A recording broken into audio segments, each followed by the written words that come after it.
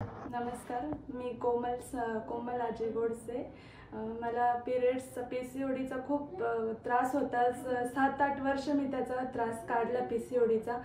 ॲलोपॅथिकचे सर्व नाशिकमधले जितके प्रसिद्ध स्पेशलिस्ट गायनेकोलॉजिस्ट होते सगळ्यांकडे मी गेलेलो आहे आणि आयुर्वेदिक पण केलं, भरपूर प्रकारचे औषधं घेतले, पण कशानेच गुण येत नव्हता।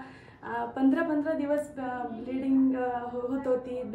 पिरियड्स आल्यानंतर ब्लिडिंग बंद होत नव्हतं। पण लग्नानंतर मला एक मूल झालं, त्याच्यानंतर मी खूप म्हणजे त्रस्त झालेलो त्या प्रॉब्लेमला। अक्षरशः असं वाटलं की नाही, आता ऑपरेशन करून आणि गर्भपिशवी आपण काढून मोकळं होऊन जाऊ। पण बस एक जणांनी असं सजेस्ट केलं की तुम्ही जा संजीवनी। त्यांच्या एका शब्दावर फक्त आम्ही आलो आणि अवघ्या 3-4 महिन्यातच माझा तो प्रॉब्लेम पूर्णपणे बंद झाला। मी अक्षरशः 21 डेजच्या आपल्या अनवॉन्टेड टॅबलेट्स असतात त्या मी घेत होते, त्याच्यानेच माझं ब्लिडिंग थांबत होतं। त्याच्या व्यतिरिक्त कोणत्याच टॅबलेट्सनी मला फरक पडत नव्हता। पण सरांची संजीवनीची मी औषधं घ्यायला लागले, त्यानंतर मी अक्षरशः 3-4 महिन्यात माझी पूर्ण म्हणजे मी टॅबलेट आज 4 वर्ष झाले मी एक पण ॲलोपॅथिक गोळी खाल्लेली नाही 4 वर्षापासून। आणि आत्ता मागे मला आपल्या युरिनच्या ठिकाणी एक ब्रॉन्कायटिस ॲप्सिस म्हणून असं झालेलं तिथे।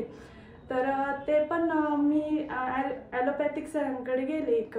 म्हटलं आता लवकर होमिओपॅथिकने आपला असं समज असतो की होमिओपॅथिकने खूप टाईम लागतो, लवकर बरं होत नाही, उशीर लागतो, म्हणून मग मी ॲलोपॅथिक डॉक्टरांकडे गेले। तर त्यांनी मला लगेच सांगितलं की नाही, ते जर नाही फुटलं तर तुम्हाला एक छोटंसं ऑपरेशन करावं लागेल।